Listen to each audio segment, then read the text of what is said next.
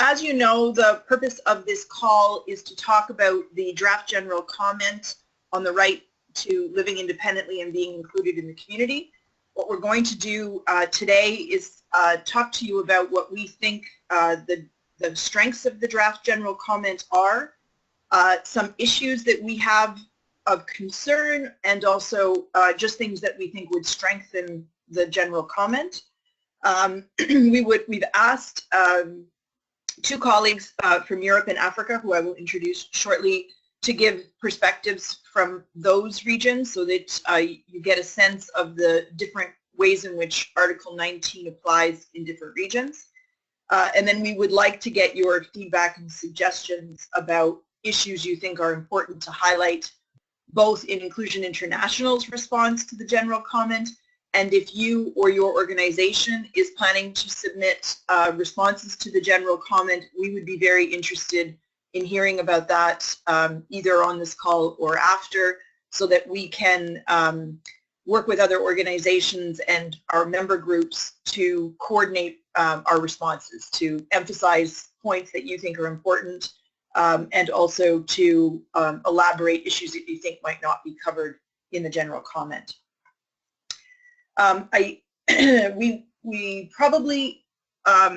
We are assuming that people have an understanding of the general comment and its purpose, but I will go through that a little bit.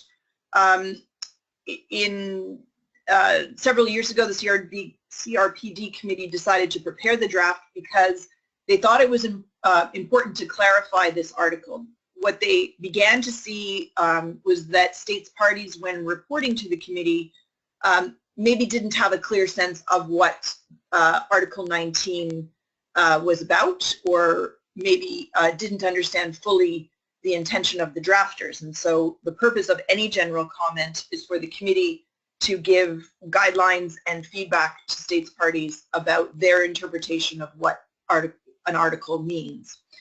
Some of you will have been involved in previous input into general comments, such as the Article 24 general comment and the Article 12 general comment. So those are on education and legal capacity. And we, as a global network, tried to influence both of those, and I think we're successful in doing so. With Article 19, as you know, this is a very important issue for people with intellectual disabilities and their families. And so we want to make sure that the voices of our members are heard as the committee is interpreting what they want governments to say and do in these areas. So I think that the committee recognized that some states parties had misconceptions about the right to choose where they live and with whom.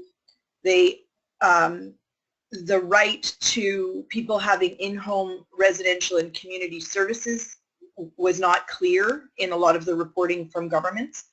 And the right to services in the community that were mainstream services that everyone else was able to access. The understanding that Article 19 really is about changing those systems and making them accessible as well. So the process for inputting into the general comment, the deadline, I think that's the first place to start, is June 30th. I've included on this slide, and we'll give it to you in other ways, the general comment link itself. We'll go through some of the content in the general comment, but if you haven't already seen it for yourself, the link is there. It's on the OHCHR website. And I think it's worth it if you are concerned about this issue to take a closer look at the general comment itself. The committee's been very clear about the way that they want contributions to be made. They've limited the length of the submissions that you can put through, and they have been, I think, quite clear, and this was true with other general comment processes, that they really want specific recommendations. They don't want general briefs, which we had an opportunity to submit prior to the draft. What they want at this stage is particular commentary on specific paragraphs, and then if there are things that we think are not included, additional topics, then you can include those. but I think they want to, in order to process the kind of feedback that they get, they need this to be as clear and specific as possible. So submissions are to be sent to the emails that are in this slide. We will have this information available on our website as well, so you don't need to necessarily scribble it down at this point. So overall, I think it's important to say that the general comment is quite strong. It's quite progressive. We had some concerns before the draft was released because we'd had a side session with colleagues in Europe where some of the questions that our representatives were getting were hinting that maybe this committee, many of whom are new, didn't fully understand or accept the depth of the commitments in Article 19. And so some questions, for example, about maybe that the right to live in the community is not for everyone, maybe if you have significant disabilities, you could still live in an institution, what about this, what about that? So we were, I think, a little bit concerned about where the comment would go. There is still, in my view, some reflection in the general comment of those questions that the committee has, and I think we can talk about those specifically. But overall, I think that the drafters were very strong in making the general comment clear about, for governments, that the arguments to be made about how to apply it are, it's a human rights case, social and cultural and economic, that Article 19 really reflects across the board the commitments of the CRPD. The draft identifies barriers to the implementation of Article 19. It talks specifically about some of the issues that we've seen governments challenged with in applying Article 19. It applies, the general comment makes the case that it applies universally and holistic approach to independent living and how to be included in the community, and it's for all, so that it's not just for certain people and people with less complex disabilities. And importantly, the draft recognizes that choice is central, and often people cannot exercise choice if there are no options. And I'll just pause here and remind you that in 2012, Inclusion International had a global campaign on the right to live and be included in the community. We had processes globally talking to our members about what that right meant in their lives and what the challenges were. And we published a report which is on our website that's called Inclusive Communities Equal Stronger Communities. And the emphasis that we heard from our members all over the world was that Article 19 was really about choice, support, and inclusion. And I think that the draft of the general comment recognizes those issues. It emphasizes choice, people needing support, and the need for building inclusive approaches to community.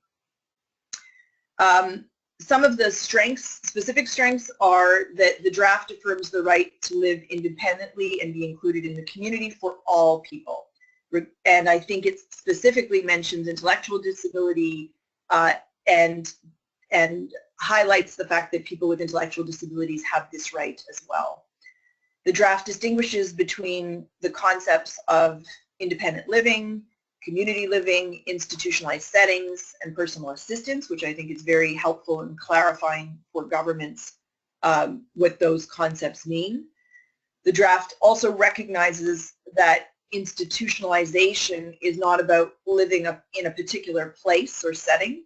It's mostly about control and losing control as a result of the imposition of specific living arrangements. So they take a very broad view of what institutionalization is. The other strengths, I think, in the general comment are that the draft outlines individualized support services and that they must be considered a right instead of a form of medical care or charity. This, I think, is particularly important because of government cutbacks in services in many countries and the way in which services and supports that people with disabilities receive are contained in healthcare settings and social service settings. And it speaks not just about individualized supports for the person in the home, it also talks about those supports in employment and education and in other contexts. The draft outlines that governments have an obligation to protect supports and services not specifically provided by the state. So what that means is it says that even institutions that are run by private providers or religious organizations fall under the support that states, or the obligation of the convention. So that means states have to pay attention to those organizations that are not state providers, and they have an obligation to make sure that Article 19 is upheld. It also emphasizes that the role of families is not a replacement for support. So in places where there are not paid support services available, families cannot be seen as a replacement for those supports. I'll come back to that issue in a moment in terms of strengthening the general comment. The draft also recognizes that closing institutions is not enough, but must be accompanied by comprehensive services and community development programs. It acknowledges that often the right to living independently and being included in the community is violated, not because resources are not available, but because they're misused and allocated in ways that don't encourage inclusion. So I think the most important issue of concern is where I will start, because I think this is one we're going to encourage all of our partners and allies to address in any responses to the general comment, and that is in paragraph 47. And the paragraph says the right to decide where and how and with whom to reside, quote, also embraces the decision to live in institutional care.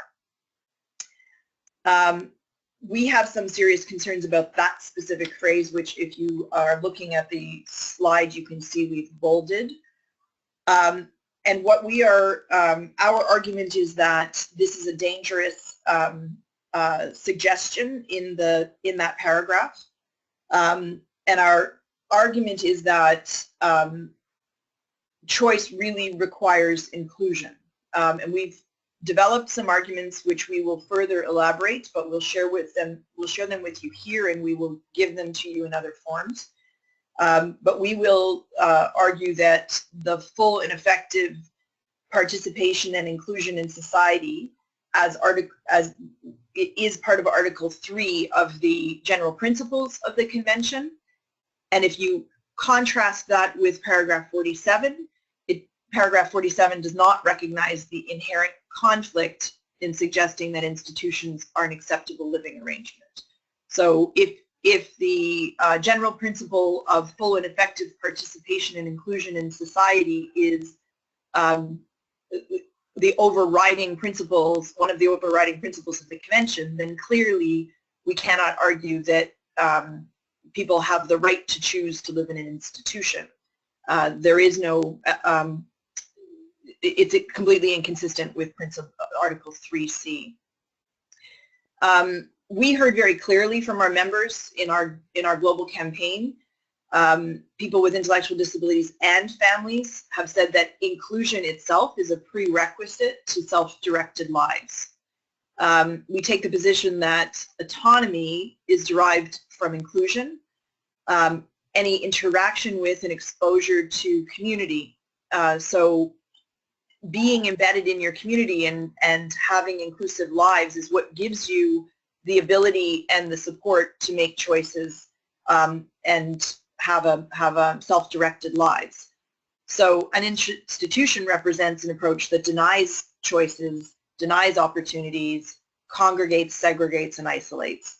So our position will be that one cannot have real choice without inclusion.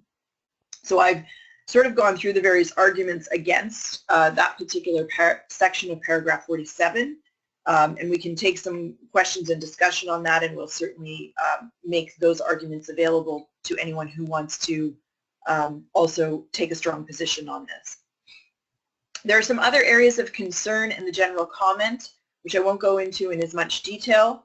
Paragraph 44 talks about retrogressive measures being used when they are duly justified. I think we will comment on that and try to make that paragraph stronger. We obviously don't want there ever to be duly justified retrogressive measures, and so we'll elaborate that in our response to the general comment. Also in paragraph 41 and in some other places, there is distinctions between civil rights, social rights, and social and cultural rights, making the case that some of these rights are for progressive realization, and basically that means that governments and states parties can take their time and develop their realization strategies. We will try to make that case that there needs to be a slightly stronger statement around progressive realization, and we'll make some specific recommendations about that. Some areas that are not so much concerns, but are areas that we think need to be strengthened in the general comment relate to the reference to families. There are references throughout the documents, and I've listed some of the paragraphs. They are quite limiting in the way that they describe the role of families. In some places, there's the insinuation that families are themselves the limitation for people to live independently and be included. We would like for the references to families to be strengthened, to talk more about the role that families and caregivers need to play in order for their family members not to be institutionalized, and also for the support that recognizes the support that families need around information, around associated costs of caregiving, including respite care, and also some recognition that parents and their organizations require information and capacity building to create opportunities so families know and can support their family members to be independent and included. So I think that will be an area that we will focus our response in, and we'll give some specific recommendations about how and where those paragraphs might be strengthened. The other two areas that I will just mention quickly is that we think that the general comment could be strengthened around negative attitudes that prevent, in our case, people with intellectual disabilities from being included in the community. And I think we will want to strengthen reference to the notion of independence. For us, and what we heard from our members globally, is the notion of independence is very culturally specific, and we think that particularly for people with intellectual disabilities, there's a misconception that independence really means a person should be able to operate in their lives on their own, rather than with supports and services to exercise their choices. So we'll elaborate what our notion of independence means and what it means for people with intellectual disabilities. So I've made quite a lot of content here. I will pause just at this point before I introduce Guillaume and Elizabeth, and just see whether there are any clarifications at this stage. We won't go into a long discussion for time, but I will just pause and see if there are some specific things that people want clarification on. Raquel, I'm going to let you tell me whether anyone puts up their hand, and I'll just wait a few moments. Sure, yeah, I will let you know if there are any questions coming through the question box as well, but we don't have anything yet. I'll just give it a couple of minutes and then we'll do an introduction. Nothing so far. There will be another chance at the end, so I will go to my next screen. So because the issues that are captured in Article 19 are very specific to the context of community and the different cultural and economic contexts of community, we thought it was important to have some different perspectives. This is not a comprehensive global perspective, but we thought what we would do is have some perspective from a European context, and then we were going to ask another panelist to talk about what this article means in the context of countries in Africa, for example. So what I would like to do is just turn over the panel to ask Guillaume Jacquinot from Inclusion Europe, who is, for those of you who haven't met him yet, the new policy officer at Inclusion Europe, to talk about the European perspective of the issues in the general comment. And Guillaume, I'm just going to hand it over with that introduction.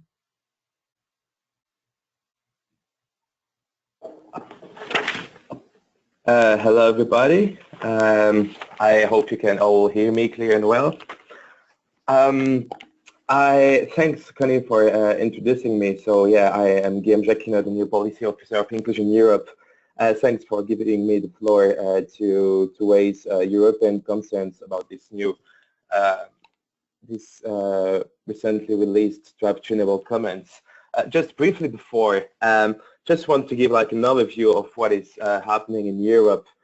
So the situation greatly varies like across the European Union member states, where mostly institutions remains, including large-scale institutions. We don't have an exact and updated number of persons with disabilities living in institutions across Europe, but the number would amount over 2 million according to some studies. But the thing is, this black figure around person with intellectual disabilities living in an institution encompasses the lack of data, of general data we have about the people living in institution. There is a very various misconception about what is independent living and what is the deinstitutionalization.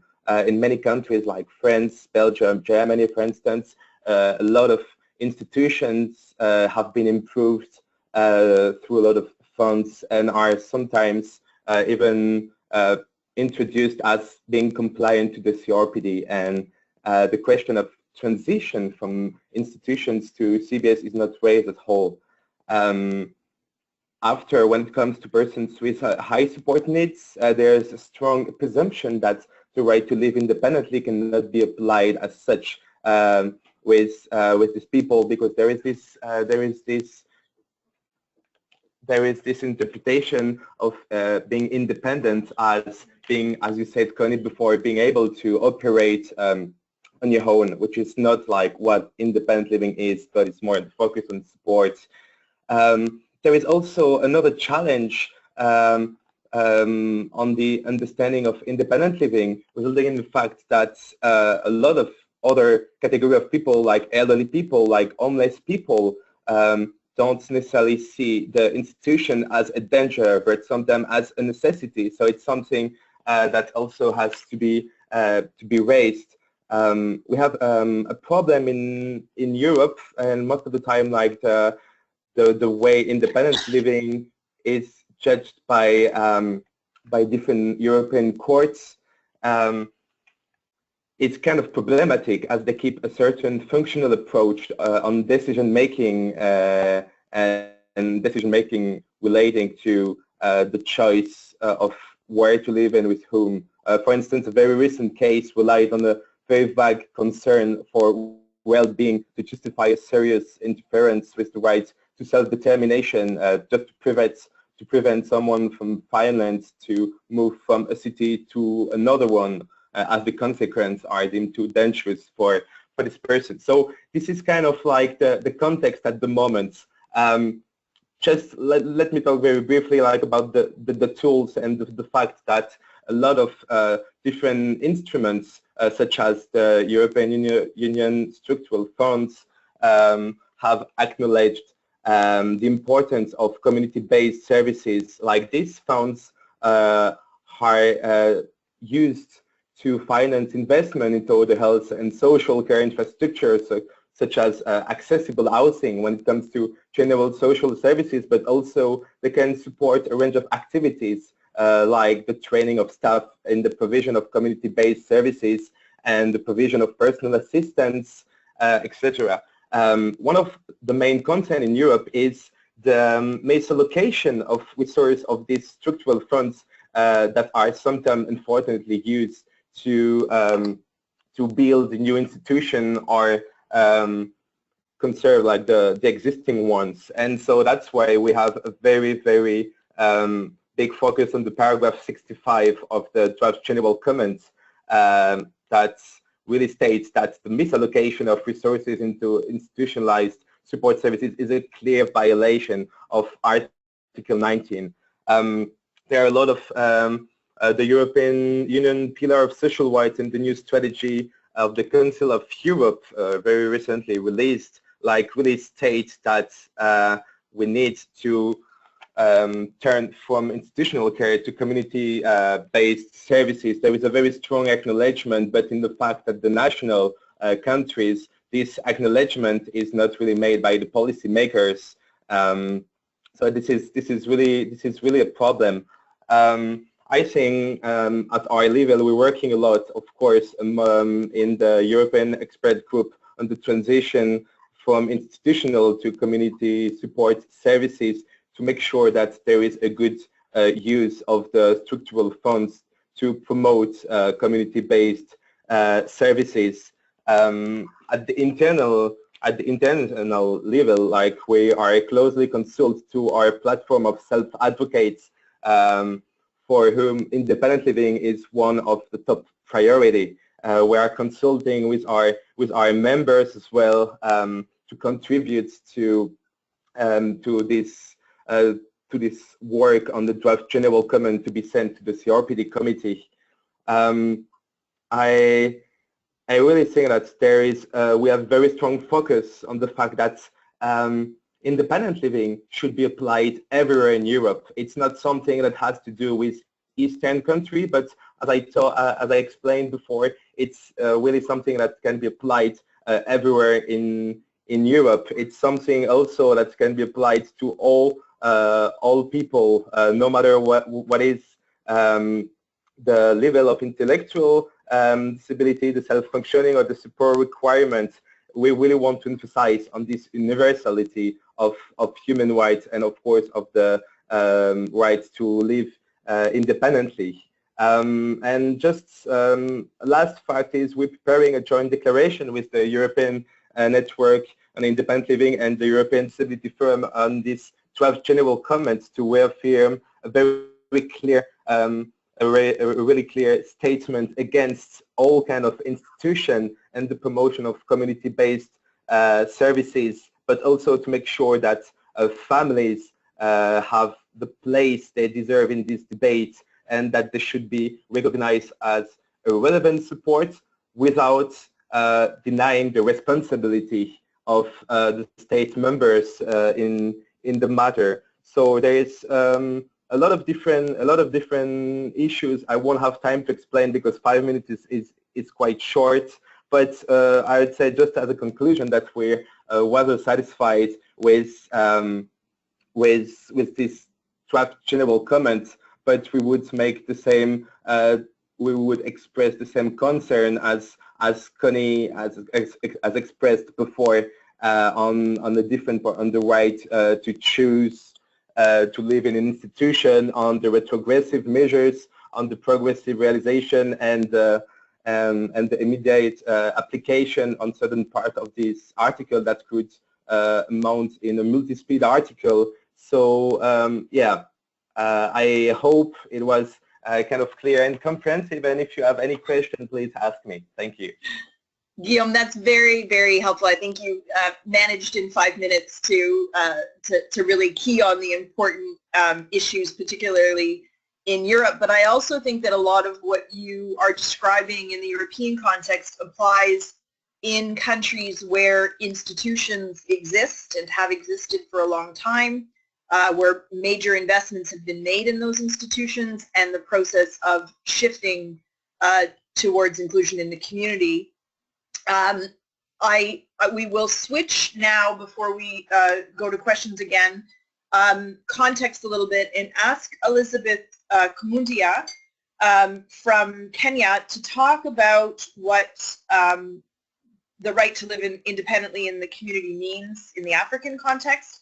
Elizabeth has worked with our Inclusion in Africa network on a range of issues, knows our members and movement very well in the African region. She's also done some specific work around Article 19 before the general comment, trying to understand and elaborate what it means in places where large residential institutions may not have been built, but where there continues to be the threat of segregated environments where people have very little choice. So Elizabeth, I'm going to hand the microphone to you. I believe, Raquel, you can do that for me.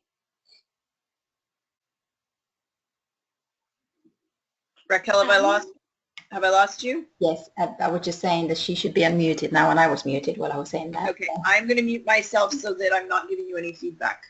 Thank you. Elizabeth, can you hear us? Yes, I do. Yes, I do. Do you hear me? Yes, we can hear you. Go ahead. Okay. Thank you so much, Raquel, and thank you, Connie, and thank you, everyone who's with us on this webinar. So I wanted to do perhaps just two main things with the couple of minutes that I have, and it's to talk about what is happening among African states around implementation of Article 19, and also to reflect a little bit on the draft general comment from an African perspective. So so far, about 15 African states, or it might be more now, have submitted their state reports to the CRPD committee, including information on Article 19. And so I looked at a bit of that just to get a sense of how states are viewing their own, how African states are viewing their own obligations with regard to implementing Article 19. And so there are, a diversity of elements come up from that. And I wanted to talk just quickly about some of them. So I was actually surprised in the first place that some states are not taking any measures at all on Article 19, and report actually that, no substantial steps have been taken with regard to the implementation of this article. So, for example, if you look at the state report of Ethiopia, you begin to see the difficulty actually that states have even in understanding what exactly it is that Article 19 is requiring us to do. Many states also, among the states that have submitted their reports, report that it's organizations with disabilities that are leading the work on Article 19. So again, this also kind of shows the need for the general comment to be really strong on state obligations, because currently, as it seems on the continent, a lot of work on Article 19 is led by organizations of people with disabilities, often without any state funding. So a lot of it is dependent on funding from private sources. Something else that came up is some states actually report about measures that are actually contrary to Article 19, as if they are progressive measures. So this is where, states in their reports mention that there are facilities that, they built these facilities to provide residential care for people with disabilities as a positive measure. So again, this is, one of the trends in the state report so far. So if you look at particularly South Africa's state report, this is one of the issues that, that comes up.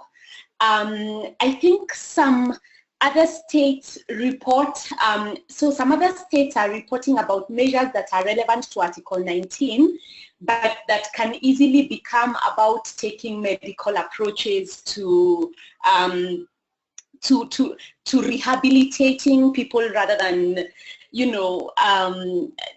rather than it being about changing the environment so that people with disabilities can participate and be included on an equal basis with others. So this is a lot about community-based rehabilitation, as reported in states would fall here under. Then I think that there are definitely also states that point to the existence of a law or a policy without detailing its implementation. Again, the need for the general comment to be, I guess, quite specific about implementation, and particularly about costs also, because this, costs of implementation, and a strong statement towards state obligations on this. And in conclusion, then there are states that are taking measures that are relevant to Article 19, including support to carers, including organizing respite care.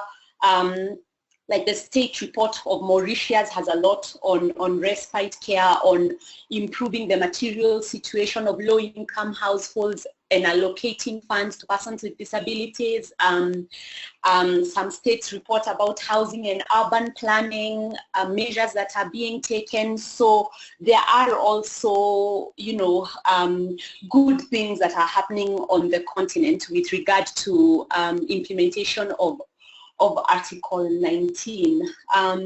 So then, reflecting on the general comment,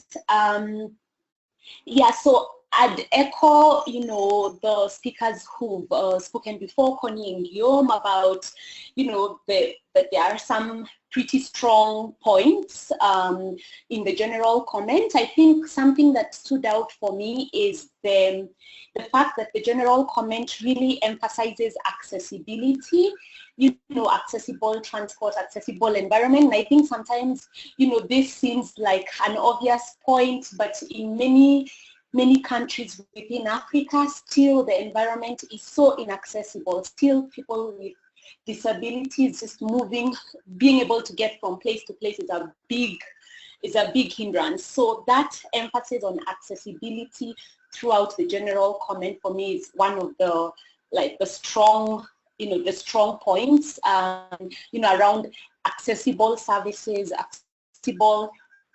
accessibility basically. I'd say I found the general comment a bit difficult to read in terms of structure, basically not having divisions like with regard to content. So for example, paragraph 68 to 93 is really dense. If you were looking for if a state party was looking for guidance on something specific, it's a bit difficult just to navigate through it. But I think those are, small points that, that they can easily rectify. I think my greatest concern from an African perspective, reflecting on the general comment, is just the sense that by the time you get to paragraph 23 of the general comment, it still has not explained clearly what the core Article 19 issue is in developing countries. It still hasn't really addressed sufficiently what Article 19 means in a context where support services are not developed at all.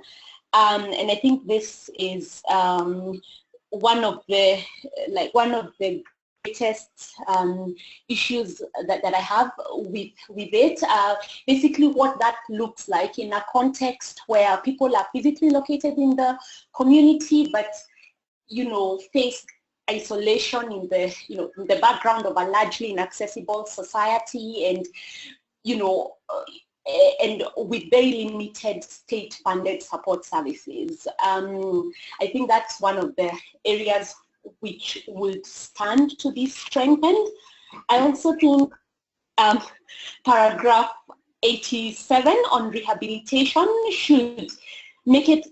could be made stronger, given just that whole idea of community-based rehabilitation traditionally very much being about fixing the person. So it's okay that it's there, but just a stronger element to show that rehabilitation should be geared towards participation and inclusion in the community rather than fixing the person. And also, to echo Connie, strengthening the role of families, particularly recognizing the support that families need in order to be able to, support people with disabilities within them. And I thought that the general comment might have benefited from cross-referencing the Special Rapporteur's report on support services. Recent report that kind of goes into a lot of detail on support services, but I think that I'd better stop there for now and allow room for reflections and other comments. Thank you. Thank you so much, Elizabeth. I think that your comments really reflect how important it is to look at the general comments, plural, all of them, from very different perspectives. And I take very seriously your point that this general comment doesn't really address what the article means in a context where formal support services don't exist. I wonder also, Elizabeth, if, and we can do this offline, but I think maybe some strengthening around the point of international cooperation and investment, because I think what we see very often is in international cooperation there's still a very strong model of rehabilitation and CBR programs that really aren't about changing community. They're much more about, as you say, fixing the person. So I think having some different submissions from different parts of our network, and then having inclusion sort of point to all of the specific issues that our members in different regions are raising would be an important strategy. So I want to talk, we only have a couple of minutes left, but I want to talk about that strategy briefly, but I also would like to pause now and see if there's any questions or comments that people, the attendees might have. I know that we're giving you an enormous amount of information, and unfortunately webinars aren't the greatest mechanism for discussion, but I think we've tried to kind of illustrate and highlight some of the key issues. So any questions or comments from attendees on the call? So just a reminder that you can type the question on the question box or click on the hand icon to let us know that you want your microphone to be unmuted, and you can actually ask any questions to the panelists.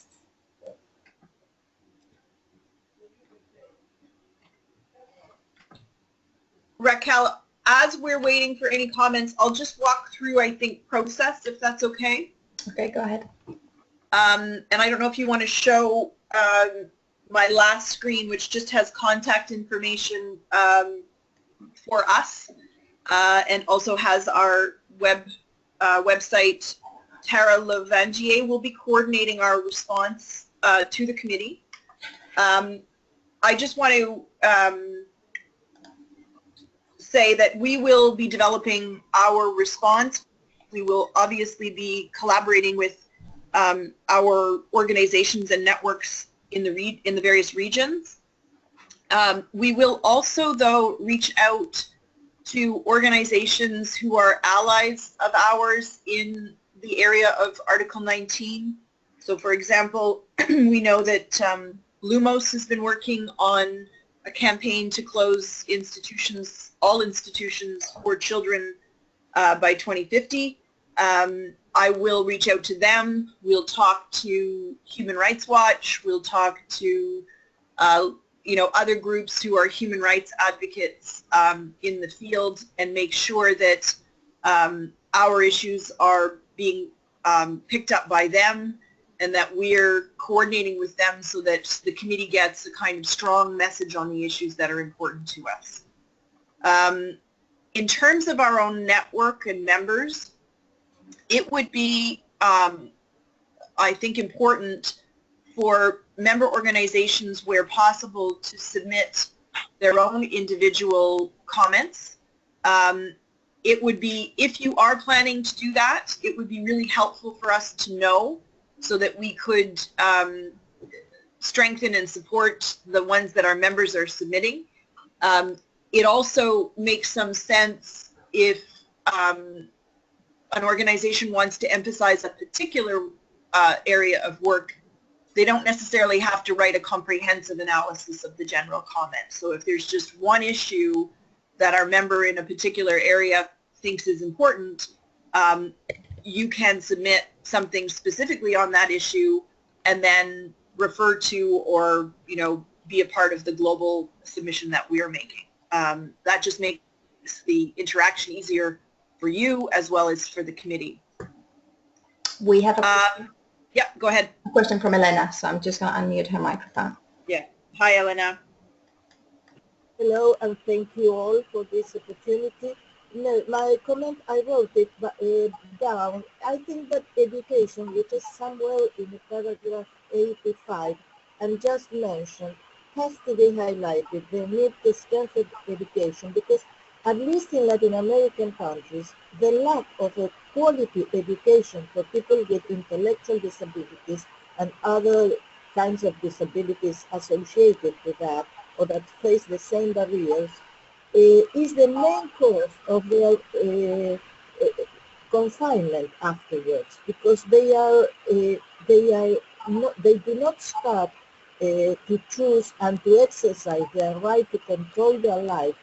All the opposite at school. So the education for independent living should start when children are small, and that will make them adults, competent adults, to exercise independent living. So I think that the need to strengthen a good quality education has to be highlighted in the comment, in the general comment. Thank you.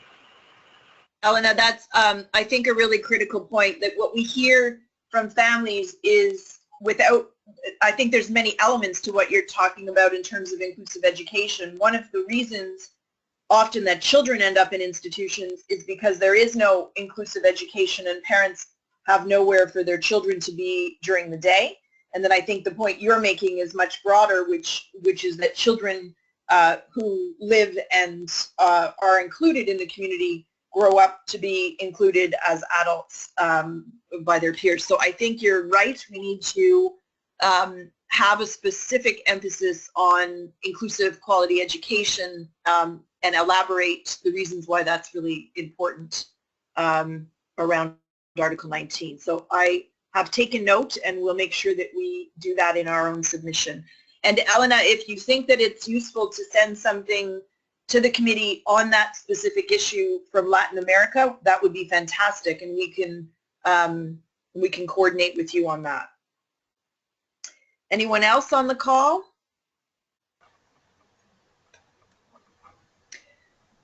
Okay, I'm going, Raquel, we will have this webinar available as a recording. Yes. We'll make it available on our website. Correct. We will also share our draft with our own members. We won't put that on the website until we've finalized it, but if you are interested in seeing our draft before it's submitted, we will be aiming to have that mid-June. So input into that beforehand or during is very much welcome. We would also welcome any chance to review submissions that others are planning and we hope that we can have a strong and collaborative voice in making sure the comment is as strong as possible. We have been successful in the other general comments, I think, at having our perspectives heard by the committee. So I'm very confident and hopeful that we will be able to do so on this one. I think other than a few, critical specific things, they're heading in the right direction. And I think one of the messages we will send is that we appreciate that they are taking a progressive view on this article, and that our comments are intended to strengthen and support the work of the committee. So with that, I will thank you all, and a special thanks to Elizabeth and Guillaume for their contributions. Please keep in touch and let us know if there's any questions about the process or the content, and we look forward to talking to you more about the general comment. Thank you, everyone, for your time. Thank you and goodbye. Bye. Thank you. Goodbye. Bye-bye. Thank you. Goodbye.